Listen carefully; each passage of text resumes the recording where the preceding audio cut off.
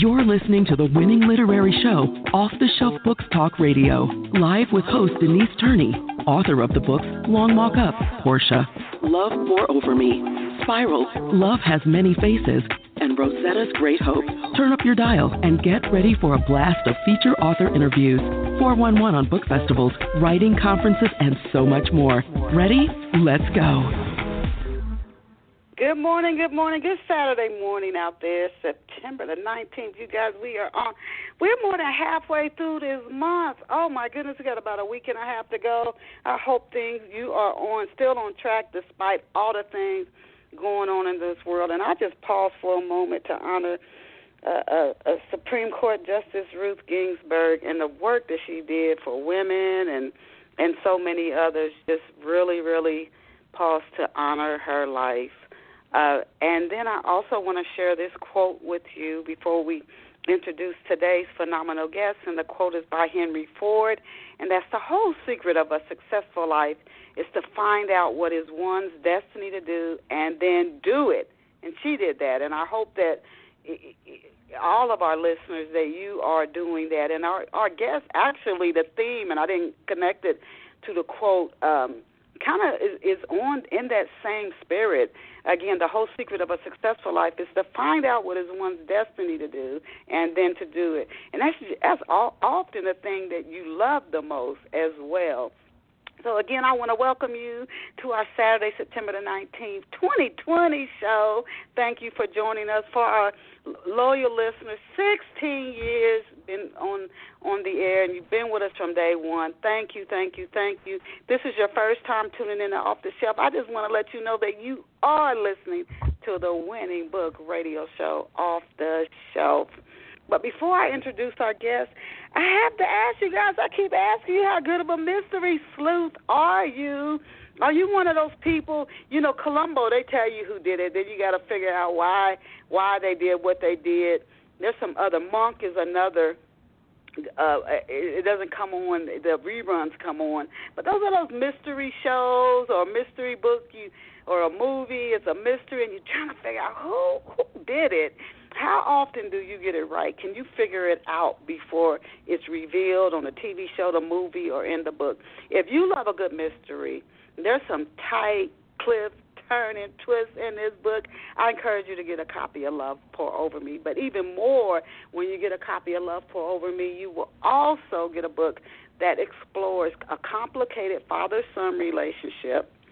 There is a beautiful, beautiful relationship between Raymond and Brenda, but the complication he has with his father affects their relationship. And there's these 5 friends, Raymond and 4 of his friends. They meet at college. They come from all different parts of the world, but this friendship lasts.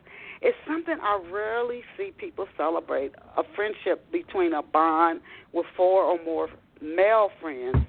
If you value friendship and relationships and you like a good mystery, I encourage you to get a copy of Love Pour Over Me by Denise Turney. It's in ebook or print format. You can get a copy today.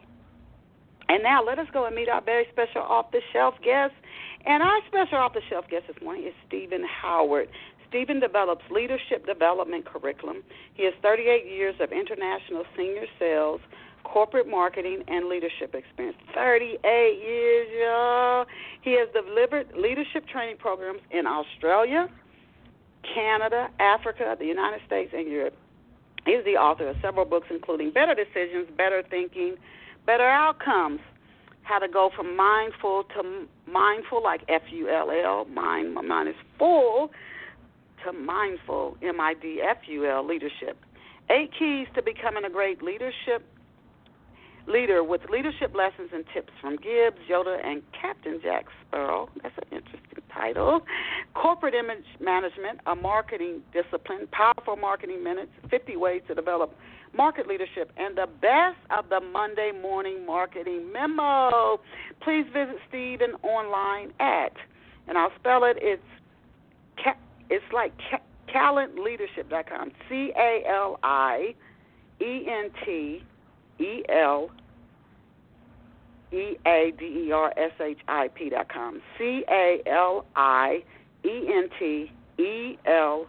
EADERSHIP.com. We are absolutely honored to have Stephen join us on Off the Shelf this morning. Welcome to Off the Shelf, Stephen. Thank you, Denise. Good morning to you. Good morning to your listeners. Good to have you, and especially at leadership is something that is always valuable, and you can have bad leaders that can just ruin so many things and take us so far back, and good leaders just keep helping us to advance, and they also bring out the best in us. But before we get to talking about leadership in your books, these are the first few questions I ask every guest so that our listeners can get a little backstory on our guest before we go into the questions. So can you tell Off the Shelf listeners, Stephen, where you grew up and what life was like for you growing up? Well, I had a fairly unique childhood. I grew up in Las Vegas, and right through from elementary school through to high school and even university. So it was a bit different. Grew up fast, grew up young in the city that never sleeps. And so it was a bit different. Las Vegas. And being a leader, I have to ask you, did you have siblings? Are you the oldest? I'm the oldest. I've got two younger brothers. Neither of which went into the corporate world. They both created their own companies, and they're both in the construction industry. I'm curious if that was some of the, they say that oldest child has strong leadership skills because their parents often encourage them to set a good example for your younger brother and sister and help your brother and your sister. And so it's kind of, even when you're real young, it gets started out then. So your brothers, often we're told, go tell your brothers do this. Go tell them to be. We're sort of the messenger for our parents sometimes. Yes. So your brothers went into business, and good for them. But as a kid, what did you want to be when you grew up? What did you dream of being? Oh, I'm so embarrassed to admit this today, Denise. I literally, and I told people in my teenage years, I was going to become a United States senator. I love politics. I love politics. I even majored in political science in college. I thought I was going to make a difference. And now I laugh at that. I just look at the corruption in Washington, D.C. The lack of leadership in Congress, and I just shake my head and think, how could I ever have wanted to join that cesspool? But, you know what? Because I think a lot of people they don't think it's the way it is. The way it is, it's just been going. That machine's been moving for so long the way it has. To come in and think it would take at least 100 different people to go in there to bring some change about. But you had good intentions. So you've written several books. You've written several. The 21st book came out last month. Wow! Congratulations. Now, so you went from wanting to be a senator going into corporate America. Who or what inspired you to pursue writing 21 books? Well, in some ways, I kind of laughed as I listened to your lovely description of what is it, Love Pour Over. My father was a mystery writer. He was a short story writer. He also wrote 20 books, which is probably one reason I've written 21. He got the first Lifetime Achievement Award from the Mystery Writers of America. And so he inspired me to write, but he wrote fiction, and I've only written nonfiction. So we went in different directions. Wow. Oh, my goodness, your father was a writer. Look at you. So 38 years of leadership and marketing experience. That is impressive. What did you do in the corporate world? Like, were you headed up marketing for a large corporation?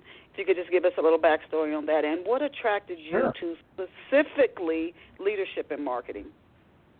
Well, I was recruited by Texas Instruments out of college, and after 3 years in Dallas, they sent me to Singapore to start up the marketing operations for TI all across Asia Pacific. And then 3 years later, I joined Time Magazine. I was the regional director. I ran Time Magazine sales operations from Brunei in the east to Pakistan in the west.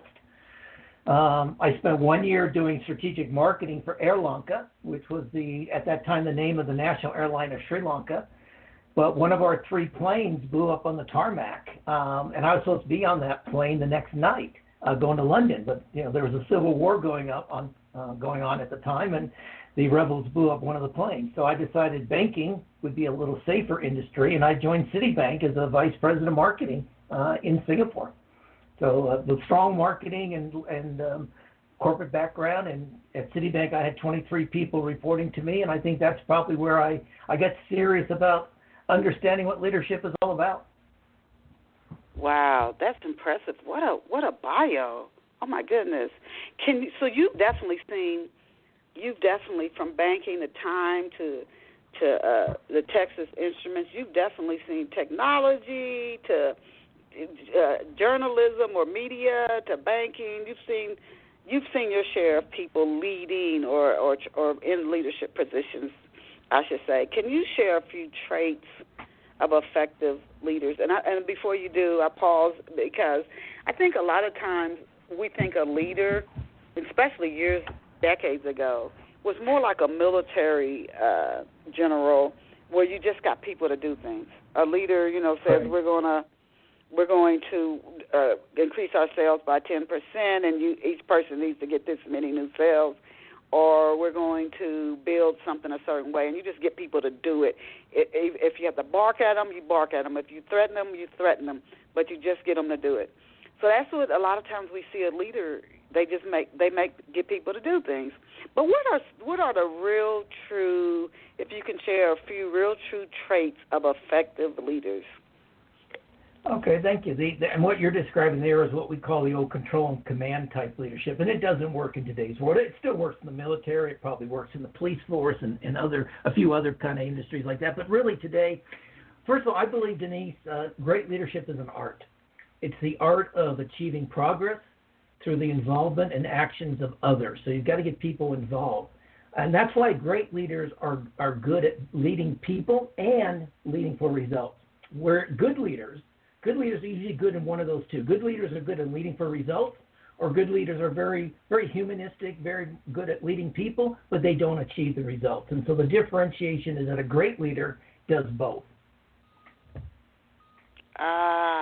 Gets results, and you're making an impact, a positive impact on the people in your lives. Do you have to have strong communication skills to be a good leader? So let's say somebody they're very good at what they do. They're specialists in their area, whether it's technology, whether it's medicine, whether it's education, etc. But they really don't. They don't see themselves as a good communicator. They're more. They don't talk a lot, or they feel uncomfortable speaking at meetings, and etc. Could that person still be an effective leader? Probably not. In honesty, I think communication is the number one skill. In fact, in some ways, communication is the only skill of a leader. Everything else is a methodology. But a great leader has to motivate people, and it's not just in meetings. It could be one-on-one with people. And a lot of great leadership is done, talking with one individual or maybe two or three people in a small team. So I'm not talking about corporate leaders. I'm talking about a great leader can be a team leader. It could be a leader of a small department or small division in an organization. So one of the things I teach leaders is that, we all have two ears and one mouth, and a great leader uses them in that proportion. A great leader listens twice as much as they talk. You don't learn a lot when you're talking. You learn when you listen to other people. You have to. Questioning is a great leadership skill. Asking the right questions, asking great follow-up questions, being open so that people will share with you. One of my favorite quotes is that a leader who does not listen will soon have people who do not participate. So you've got to be a great listener to be a great leader. You've got to ask great questions. And you have to be able to give actionable feedback to people, relevant and actionable feedback that they will put into action. So I think communication is at the heart of leadership. You know why? Because I've seen in corporations I've worked, and I'm sure our listeners have as well. You see somebody get promoted into a position because of their expertise, and they may or may not have good people management skills. That before we go into the Monday morning marketing memo, do you think they prepare and train new leaders adequately? I again think some companies put you in that position because somebody's an expert at doing something. Do you think that? No, not at leaders all. Not at all. Companies throw them into the deep end of the pool. Typical conversation is you get called in on Thursday and said, congratulations, Denise, you're going to be the supervisor of this team on Monday. If you have any questions, let me know, but you'll do great. And that's your entire brief. And they don't train people. And that's one of the reasons. Research shows that 60 to 70% of all new supervisors, first-time supervisors, first-time managers, first-time leaders, they fail to make that transition from what you describe, what we call individual contributor, someone who's a subject matter expert, very good in their field, and now has to lead people. 60 to 70% of them fail to make that transition because they're not well trained. And that's one of the things I do, and I'm about to offer an online training program to people so they can get this. They can get this themselves. Because the other big problem, particularly in corporate America, in corporate America, so many people work for small and medium-sized enterprises who can't afford training, or they don't have enough people to put a classroom training session together. Unlike the big multinationals, the big Fortune 500. And so people in these organizations get promoted into leadership and get no training at all. And so what I've done is put together an 8-part online training program that launches sometime in the next few weeks. It'll be launched by early October, and people will be able to take it self-paced and learn the essential leadership skills that they need to be a great leader, to be a great supervisor, a great manager. And how long is that course you said again? It's online. Is that a one-on-one virtual training with you? Is that a group training? Is that a do it at your own pace type of training? It's 8 video modules. Each will be 60 to 75 minutes with a workbook, with assignments. And the interaction part is people can send me their assignments. And for instance, one assignment is to give feedback to somebody. So you plan your feedback discussion. You send it to me, and within 72 hours, I will reply to it individually myself. I'll look at each and every one of them. I'll bring my 38 years of experience to them. And then everyone will participate in a group monthly coaching call, and for 2 years. So you can complete, let's say you complete the program in 8 weeks, you're still going to get 2 years full worth of monthly coaching calls. And I'm going to limit those groups to around 30 people. So once I have 30 participants, or say 35, I'll start another group because I want the interaction. I want people to get value out of this program. Now, that sounds like something good. 2 more years to keep learning with real-time experiences and bringing them to the whole group, and everybody can share tips and best practices and insights. That's a good win right there. Now, before we talk about your latest book, can you tell us about the best of the Monday morning marketing memo? I've never heard that term before. Can you just give us a little insight on that? Well, I was at the forefront of the Internet when I lived in Singapore, and I created one of the first online electronic newsletters in the world, and it was called the Monday Morning Marketing Memo. And every Monday, again, I was a marketing consultant at the time before I got into leadership. Every Monday, I would write something about marketing, about customer retention, about branding, customer service, whatever, and I'd send it out, and that list grew over 3,000 people subscribing to it. I mean, we're talking now in the late 1980s, I guess, early 1990s. It's almost 30 years ago. And so what I did is I took these, I wrote like 270 of them before I stopped doing it when I switched over to leadership. I took the top, I think, 55 of them, and I published a book called The Best of the Monday Morning Marketing Memo. And so that's an opportunity for people to, it has topics on customer service, customer retention, marketing, branding, pricing, all your basic marketing subjects. Oh, okay. Marketing, and in what ways with the Internet? You came in late 80s, early 90s. I think I started getting on the Internet in the late 90s. It's changed, exponentially since then. In what ways do you see marketing changing with the rapid pace of change today due to technology? How do you see marketing changing over the next 6 months? And before you answer, for our listeners, I can remember a time when a press release got a lot of traction. It doesn't get what it used to get. How do you see marketing changing over the next 6 months? Oh, that's a wonderful question. I think, a lot of it will depend partly on how long the shutdowns, lockdowns continue. I think because a lot of it, obviously, today's world, a lot of the marketing is to drive people to online purchases or different ways of purchasing, takeout from restaurants instead of, coming to our restaurant, spending 2 or 3 hours and having a wonderful in-dining experience. I think one thing about marketing never changes, and one of the things I talked about in the Monday Morning Marketing Memo a lot was what I call TLC of marketing, and that doesn't mean tender loving care. It means think like a customer. TLC, think like customers. And so as long as you can think like a customer, if you can get into the customer's head, if you can understand why a customer will be interested in your product or your brand over something else, or what they're looking for, what is their problem they're trying to solve, then you can create a marketing campaign or a marketing product. And that's exactly what I've done with my online training program. There's a need right now. There's going to be no classroom training for the next 18 to 24 months, or very limited amount of classroom training. So the program I just described to you not only will benefit individuals, but I will sell it to corporations and give them a discount if they put 5 or more people, buy 5 or more licenses to my program. So that's what I'm talking about. Thinking like I understand what corporations need. I can think like the corporation, think like their customers. They need to keep training their people. They can't do classroom training. That's the problem. What's the solution? An interactive online training program that isn't just a bunch of videos, but interaction with the workbook, interaction with me on their assignments, and the monthly group coaching calls. That's a solution. That's how things will change. You've got to really understand how to solve people's problems using digital technology.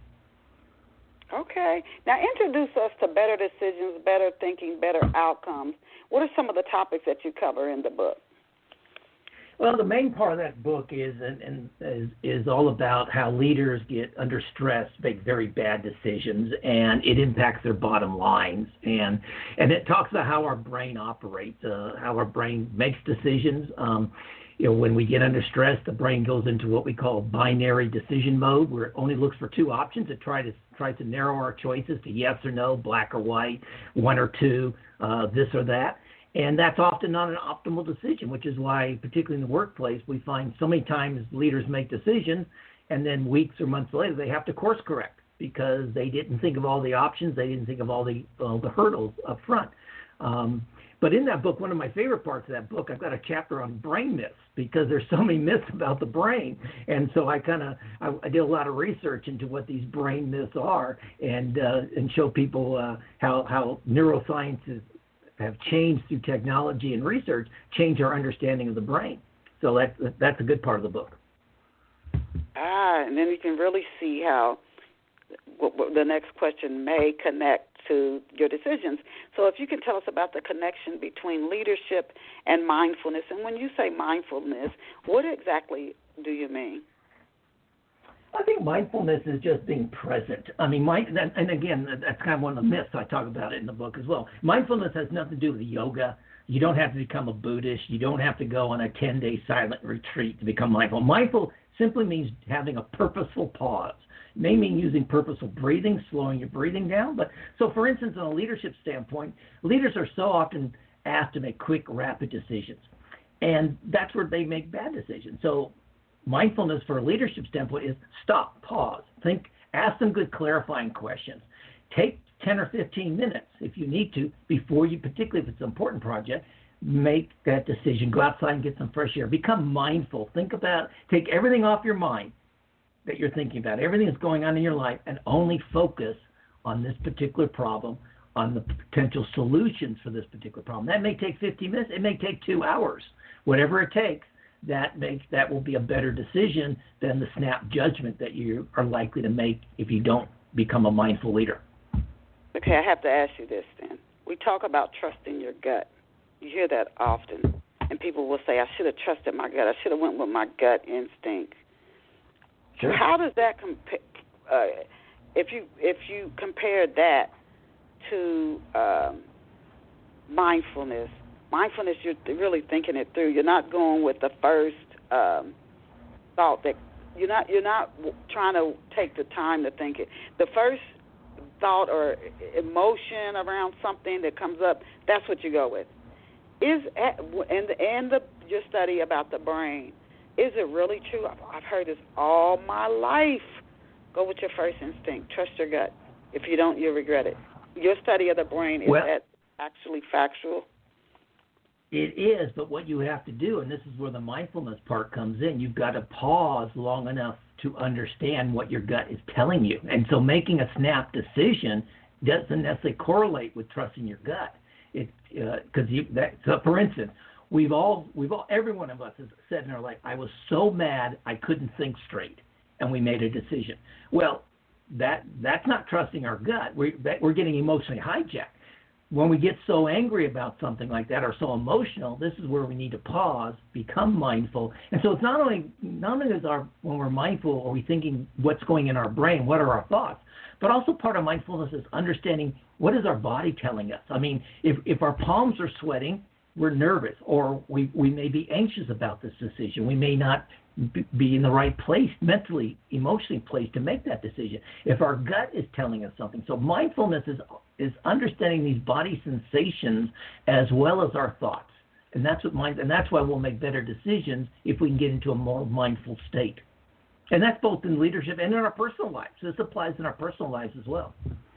Yeah, you know what, listening to you, I can tell even if you're parenting, if you're in a relationship with another adult, you could see how we all impact each other. It's not just somebody leading an organization who does that, but each of us, each person we come in contact with, just to take that time, so you can't really hear from your gut, I guess, clearly, if you're stressed.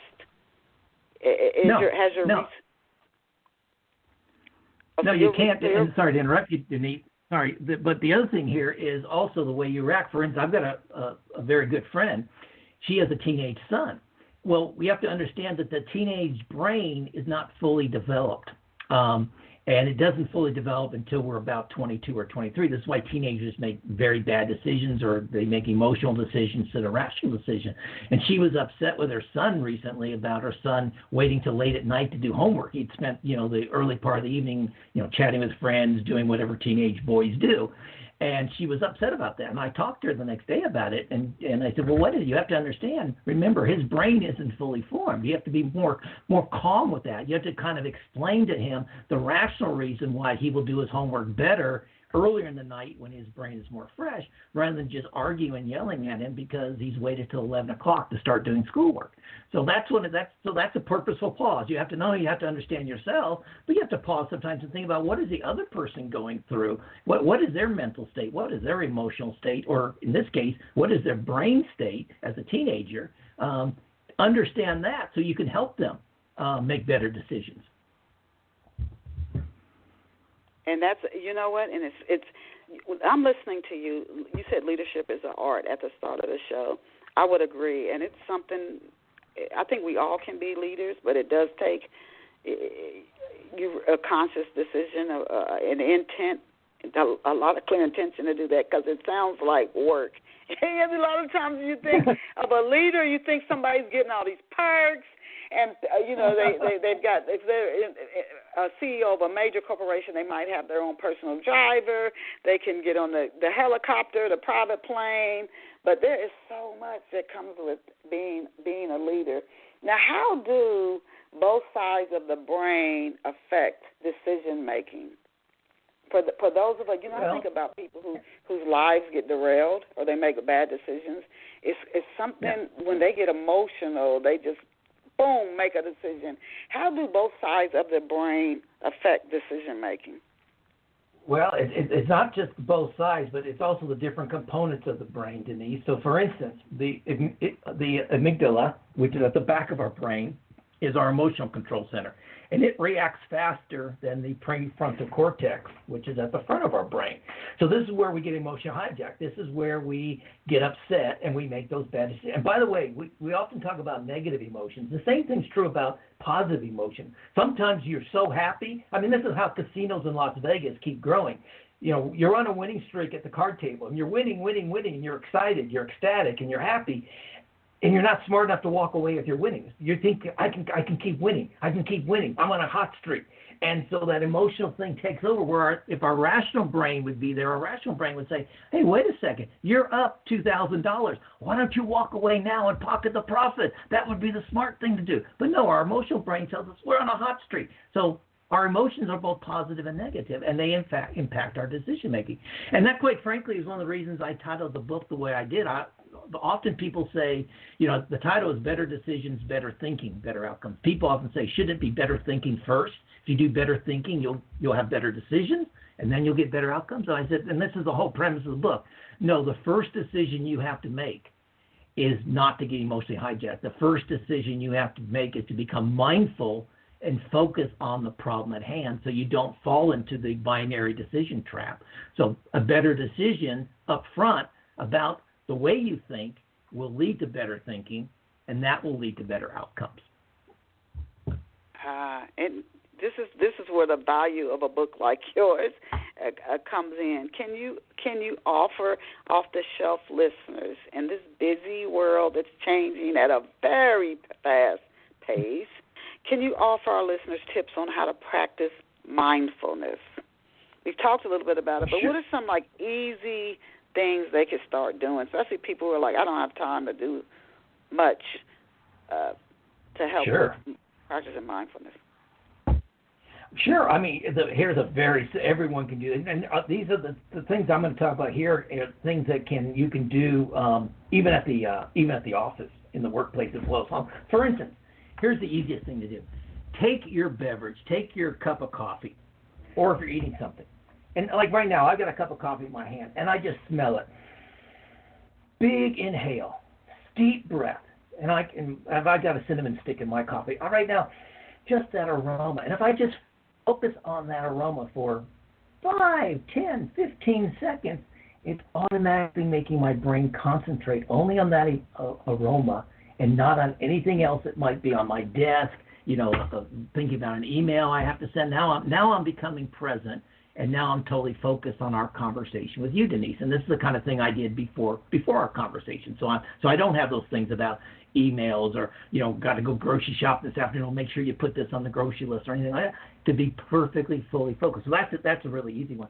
Another technique, and this is something the Navy SEALs do, and it's called box breathing. And none of us have a more stressful life than a Navy SEAL.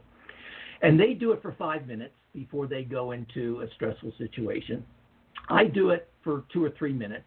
They do it for a count of 5. I'll do it for a count of 8 to 12. But all it is, and this is what I mean by the count, is you breathe in deeply. And I'll do it, and you can hear it. And you're breathing in from your diaphragm. And you breathe in for a count of 5 or a count of 8. And now you hold it for a count, say in my case, a count of 8. And then a big exhale. When you exhale, you go, and exhale beyond your normal exhalation and empty your lungs. And then hold that exhale for 8 seconds. And you do this. Now, I do this in an airport. As you know, traveling is not fun anymore. Traveling is highly stressful. So if I'm about to board an airplane, I'll do this while I'm standing in line while my group number is being called. And I'll just breathe in. I'll look at the tarmac, look at the planes moving or the people on the tarmac, just watch what they're doing. I'll just breathe in, hold it, exhale, hold it. And nobody knows what I'm doing. And I can do it right. The person in front of me doesn't know what I'm doing. The person, 3 feet away or 6 feet away in today's world, they don't know what I'm doing. They just see me looking out there at the tarmac. So that's another easy thing to do. And I'll give you one more. And this is particularly if you're stressed. And if you're listeners, I would encourage you to do this with me right now. Is just take your fists and clench them as tight as you can for 5 seconds. And then I want you to throw them straight out at your computer or your radio, your iPad, whatever you want. Just throw them straight out. So you've got 5 or 10 fingers up, like 2 high fives. And then do it again. Okay. Clench them, and do it again. And you do this for about a minute. Clench for 5 seconds, throw it out for 5 seconds. So you're going to do about 6 total cycles if you want. And people say, I can't do that at work. And I say, yes, you can. Do it under the conference table if you're in a meeting. Do it in your desk if you're on a call. Just clench your fists, and this time throw them down towards the floor. Maybe not as dramatic as if you're throwing them out like right now, but just clench them. And you can feel the tension in your arms, the tension in your shoulders, sometimes the tension in your back, relaxing, releasing. These tensions, this is again what your body's talking to you. Tension in your body is your body telling you you're under stress. And unless it's a muscle pull, obviously. But, you got these little knots in your shoulder or kinks in your neck or what. It's telling you you're stressed and that you need to take a mindful pause and go outside, get some sunlight, get some fresh air. 5 or 10 minutes will be a remarkable way to reduce your stress and put you in a more mindful mood, more mindful mode of operating. Well, thank you for sharing those tips. That one you could even do at work. You know what? I was so upset once at work. I said, I have to get out. I got up and went for a walk. Yep. And when I came back, I felt so much better just getting outside, walking in nature, and I calmed myself down. But emotion can hijack us. Oh, my God, I can just think of how many people are in bad situations because their emotions went through the roof and they made a decision, and now they years of regret for a quick emotional decision that they make. Yeah. We're consuming so many, talking about leadership, decision-making, mindfulness. We're consuming so massive amounts of data each day and discussing the brain. How do we determine what's worth keeping and tossing out? Well, that's for each of us to decide. I think one of the best things you can do if you know something's bothering, two things. First of all, get a lot in your mind. Is write it down, because once you write it down, like a note, like a to-do list or whatever, it's a great way of freeing up the working space in your brain, because this is how we get brain fatigue. We have too many things in our mind. We're trying to juggle too many things, and we overload our brain, and then the working memory in our brain doesn't have capacity to focus on the problem at hand. The same thing works if you're frustrated or angry about something. It could be something. It could maybe it's a person, but it could also be, let's say, the company has a new policy and you're unhappy with that, and you're really upset about that. Write down what you're upset about. Write down why you're upset about it. Write down what can you do about it, and often the word is nothing. It might be a single word answer. Just doing that gets it out of your system. Now, some people, there's some techniques to say, take that piece of paper and roll into a ball and throw it out. Other people say, take it outside and burn it. Those are all good, whatever works for you psychologically. For me, I tend to write a lot of my negative thoughts down on a piece of paper, and I just crunch it up and put it in my recycle bin. And I figure let the recycle station take care of those thoughts. I don't want those thoughts anymore. If I get them out of my system. Interesting. Yeah, because you know what? A lot of times it's the same thing that's bothering you day to day to day. So just let it go. Those are. I want to have to ask you this. Now, you've worked with leaders around the world. Again, I know right after World War II, the U.S. had a lot of success. My corporate years working in financial services, a lot of companies said, well, we'll create our leaders like military leaders, but they found that did not work. It works in the military. It did not work in the civilian world. Are leaders changing? I sometimes think our leaders are they more charismatic? Are they more charming? And we just get under the wave of their charm and go along with it? Are they changing? I think they have changed needs, and I agree with you. I think, again, the control and command from the 1970s up through the 1970s, do it my way or the highway, that doesn't work. Again, outside maybe the military, although I've talked to some military folks, and they say that that's changing even in the military to some extent. Then we did go to the charismatic leaders. We went to the Jack Welches at GE. We went to the John Breeds at Citibank, and these kind of, follow these kind of leaders. And that was good. It was highly emotional and motivational. But again, those were kind of the leaders who were very good at leading people, but they weren't really good at getting results. So they created really happy environments, but they didn't get the result. I think now really great leaders are the ones who are empathetic, and particularly in today's coronavirus world. You've got to be empathetic with your people. And the people I coach right now on a one-to-one basis, I tell them, when you call your team members on, you check on them every day or every other day, your first question out of your mouth right now in today's world, September 2020, should always be, how is your family? How are your kids doing with distance learning? How is your spouse doing? Are both in just, and if by now you'll know enough whether both spouses are working from home or whatever. How are you both coping with working from home? The second series of questions, how are you doing? What are you doing to cope? What are you doing to maintain your emotional balance? What are you doing to maintain your physical energy? And then let's talk about business. Let's talk about work. And yes, that takes more. And the old, the American style of let's jump to the meeting, let's jump right to here's our agenda, blah, blah, blah. No, we need right now in today's world, a great leader will be empathetic with their people. They'll stop to understand what are their people struggling with. And I brought this talk. I had a coach, one of the people I was coaching. I did this with him, and I said, how are you coping? He said, well, right now it's a bit of a struggle this morning. My kids are on distance learning, and my wife has a conference call. All three of us are on the internet right now. And I said, hey, does this happen every week? Our calls are Thursday at 10 a.m. Does this happen every week? He said, yeah. I said, how about we move our session to 2 o'clock on Thursdays? He says, well, I didn't want to inconvenience you. I said, well, I appreciate that. But listen, what's best for you? You're my customer. So, and he said, look, 3 o'clock would be better. My kids aren't doing distance learning anymore, so they're off the internet. My wife usually finishes all of her work in the morning because she's going to be focusing on other stuff that she's working on. 3 o'clock works. I said, fine. So we changed our schedules to 3 o'clock on Thursday afternoons because I understood what he was going through, what his anxiety, what his anguish is all about. And I don't want to be coaching him when he's trying to tell the kids, be quiet in the background, or he wants to make sure his kids are actually doing the distance learning, that they're not sitting on their electronic devices texting their friends, they're actually listening to the teacher. Because right at that point, that person has parental responsibilities, which are more important than his work responsibilities. And that leaders have to understand that and be flexible, be agile. Yes, you know what, and I see that going on more in the corporate world. It's definitely changed since I entered the work world. But people, leaders, you ask first, how's your family? Make sure you take some time away. You take your lunch break, et cetera, et cetera. I hear more of that. Just step outside for a little while and remove yourself from work and take a vacation. I hear more leaders encouraging people under them to do that.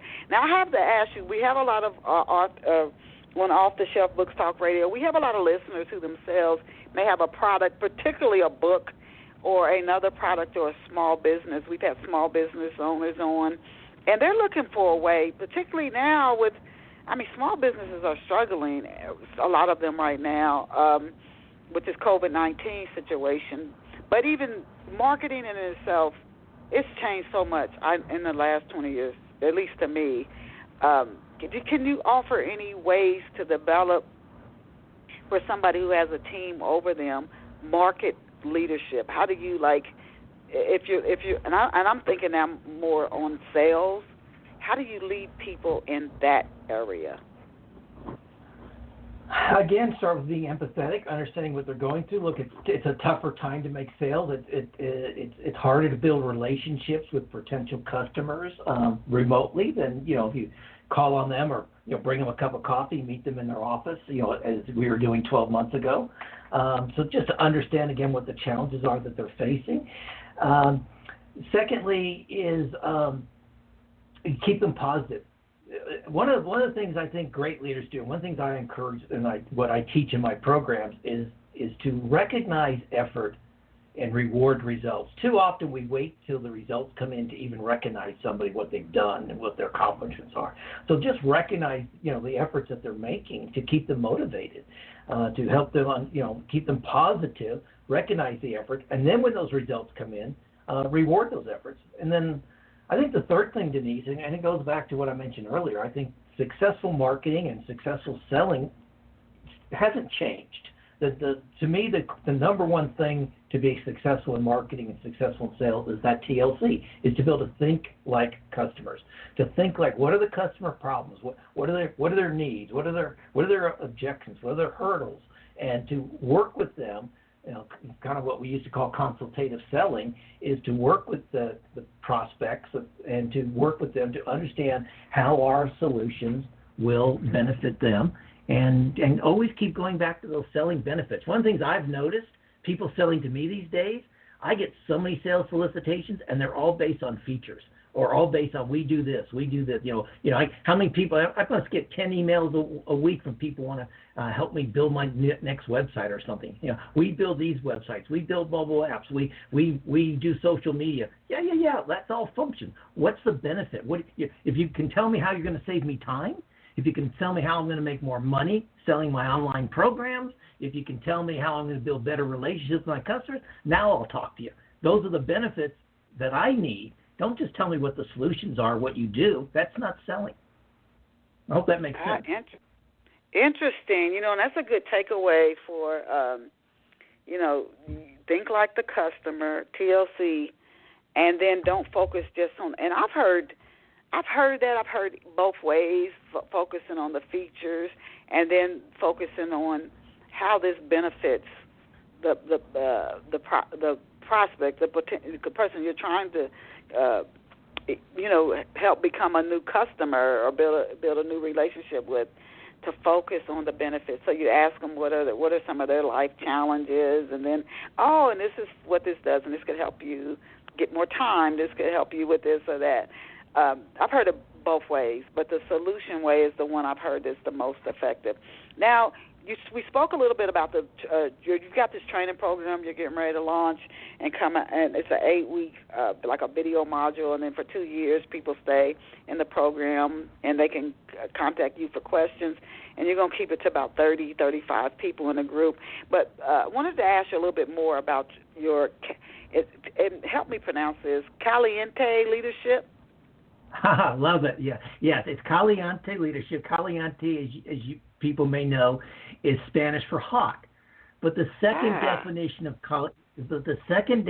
caliente is passionate. Like a conversation, caliente is a passionate conversation, kind of like what you and I are having. So caliente leadership, I'm passionate about leadership. I'm passionate about leadership development. Also, I live in the area I live in, Southern California. The land I live on is owned by the Agua Caliente Band of Indians, agua being water, so the hot water or hot springs. So Agua Caliente Band of Indians owns the land, and it's kind of my tribute to our Native American landowners as well. So that's Caliente Leadership. Caliente Leadership. So when and why did you found, after all your years of experience working in the corporate world, some shift where you said, you know what, I'm getting out of the corporate world, I'm going to do this on my own and offer these services through my own company. When and why did you found Caliente Leadership? I founded it just over 7 years ago. I moved back to the United States. I was living in Australia at the time. My dad started having some health issues.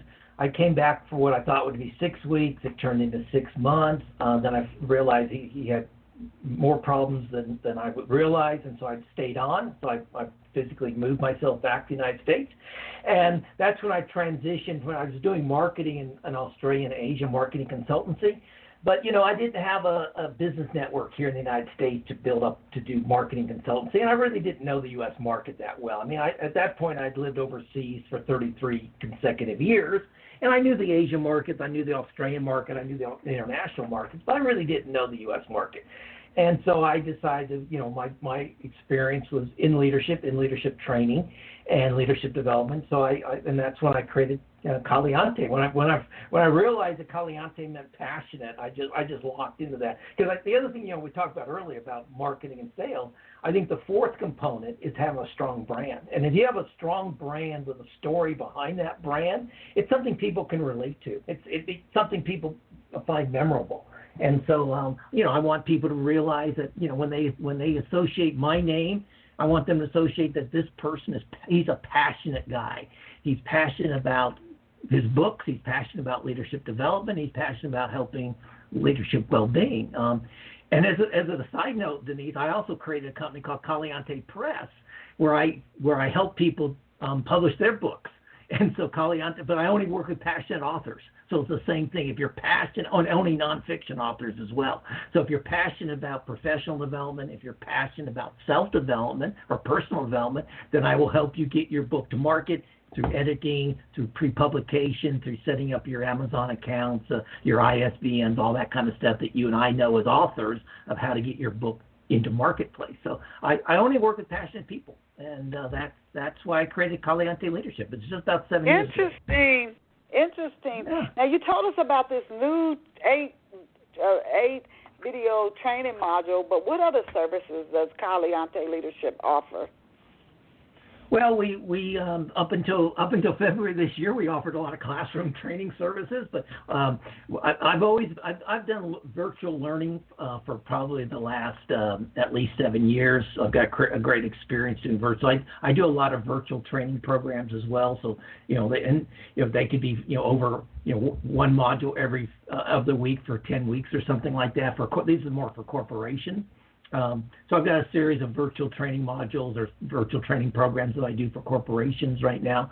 And I also do one-on-one coaching. So I, hour-long coaching sessions with people to develop their leadership skills, or for me just to be a sounding board for them. And for those people who buy the online video program, they will get a 25% discount on my coaching services. So after they've gone through the 8 programs, and it's not 8 weeks. I mean, they can, if they watch 2 videos a week, they could do it over 4 weeks. They could learn the skills in a month effectively.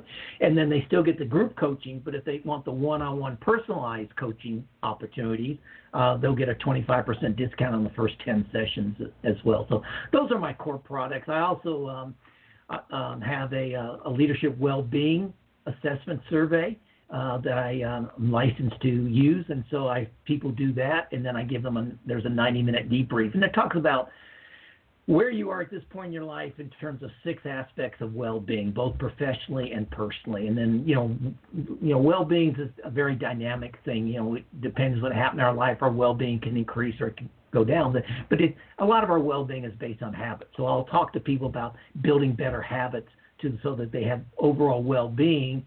And by well-being, I'm not talking about the absence of illness or the absence of health. To me, well-being is all about thriving and flourishing across as many aspects of your life as you can have. And so we talk about how do you leverage your strengths? Where are you doing really well? Where are you thriving? Where are you flourishing?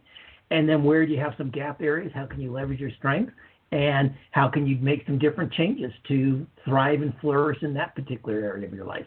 So those are the range of services I provide.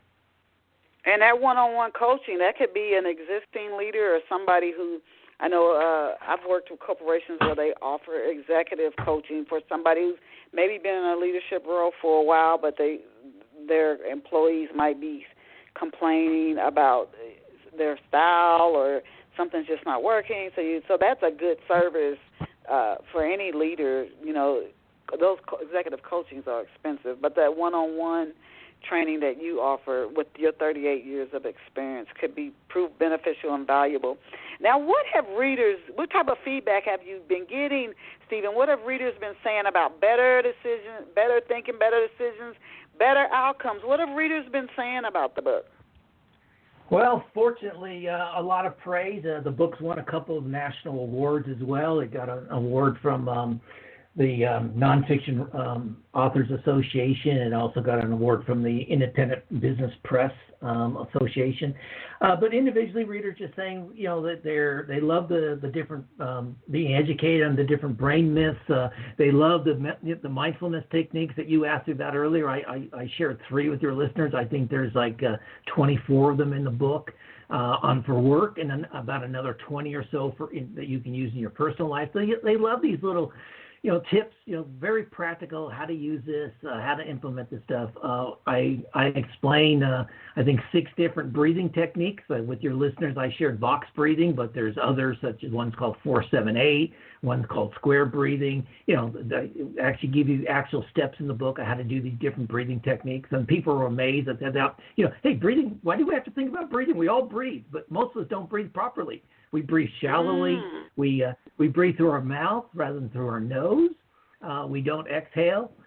We don't use our breathing to calm us down as well as we could. And so, the practicality of the book is what people love. It's not a book on theory. It's not a book about the brain. Although there's a chapter about how the brain works when you're making a decision. There's a chapter about how the brain and the body communicate during stress. the different chemicals that get secreted, but it's not a scientific book. Look, I'm a liberal arts major. My last science class was biology in high school. Okay, so it's a really straightforward book. You don't have to have a medical degree to read it. Okay. Now, sell ebooks. That's a good way to build brand, introduce people to your brand. Mm-hmm. Can you tell us, like, the process?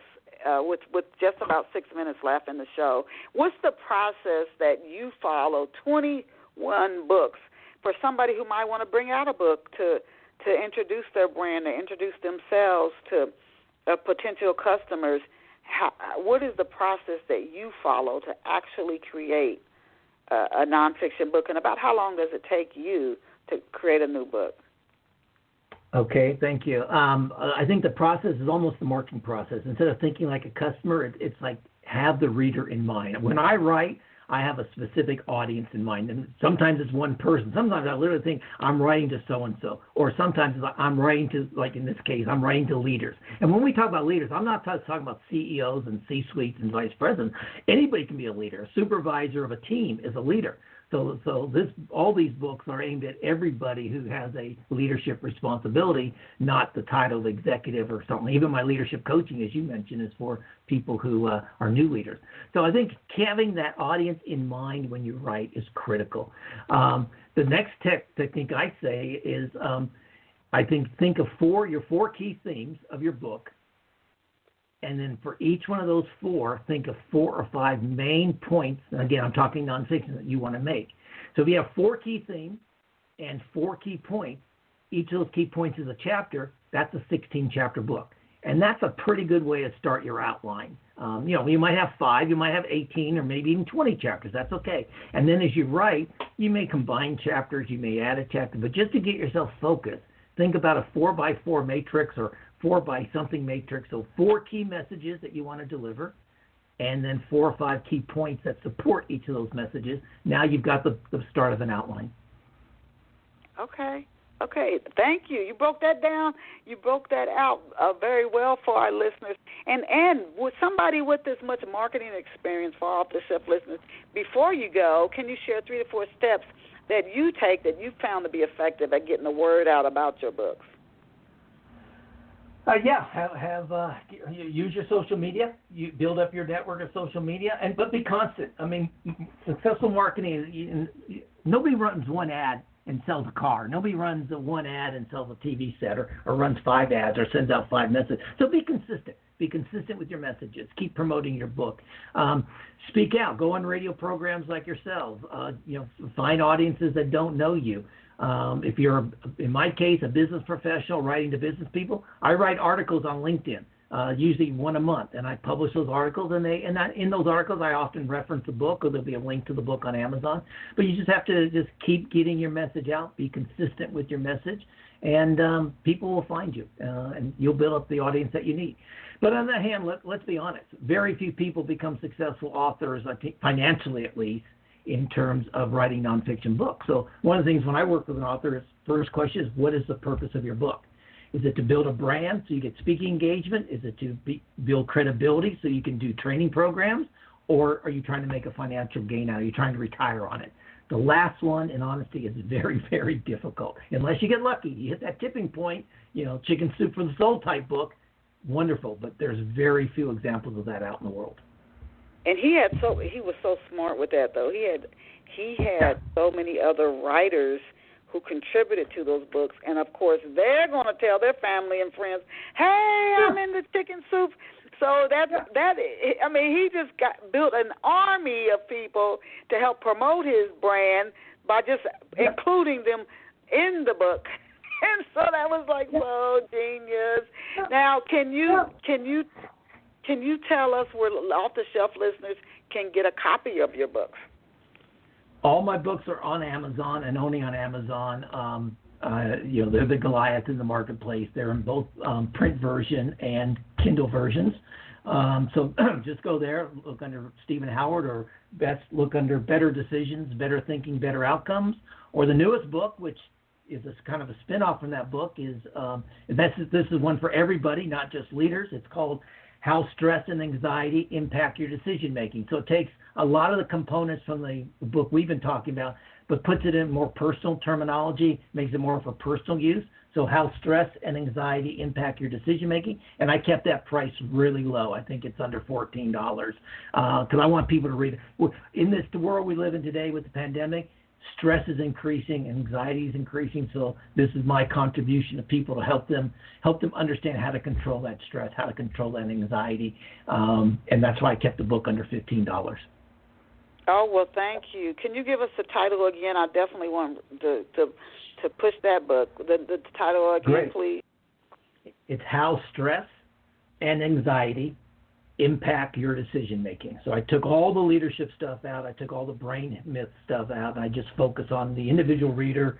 It's only about 150 pages, I think, 160 pages, and straightforward, simple talk. But it will really help people, particularly in today's world, understand, because prolonged stress is really bad for our brain, and we're all going through prolonged stress. So I purposely want this message to get out to help people control that stress, because right now we're seeing increased alcohol abuse, increased binge eating, and increased domestic abuse the longer this lockdown continues. And that's because our brains can't handle the stress, and people can't regulate and control their emotions. So this book will help them do that. Again, a lot of simple techniques, straightforward techniques to use to get your stress under control your anxiety. Wow, how stress and anxiety impact our decision making, and it is timely. And then I've heard drug issues and those types of things are going up. Wow, we have to learn how to manage our lives better. If one thing about COVID-19 maybe has come through, we maybe had so many other tools and to mask issues. Because some of the problems I'm hearing about, I think we're already there. And we were just doing things to mask them. We have to learn better ways to manage it. So how stress and anxiety impacts. That is so, so, so, so important. Thank you, Stephen Howard, for being here with us. Caliente Leadership, you guys. CalienteLeadership.com. Please visit Stephen Howard online. And if he would just one more time give us the title of that latest book, How Stress and Anxiety Impact Your Decision Making. How Stress and Anxiety impact your decision making. And Denise, I just want to say it was a pleasure. I love your passion. You're the kind of person I like to work with, the kind of person I want to talk with. So I love the way you bring passion to your program. So what a wonderful experience for a Saturday morning. Thank you. And thank you for taking time out of your day to be here with us here on Off the Shelf. And to our Off the Shelf listeners, as I always tell you, you are incredible. You are fabulous. You are amazing. Go out and create a great day for yourself today. See you back here next Saturday, 11 a.m. Eastern Standard Time. Stephen, I'll shoot you an email when the show finishes streaming. Thank you again so much. Bye for now. Thank you.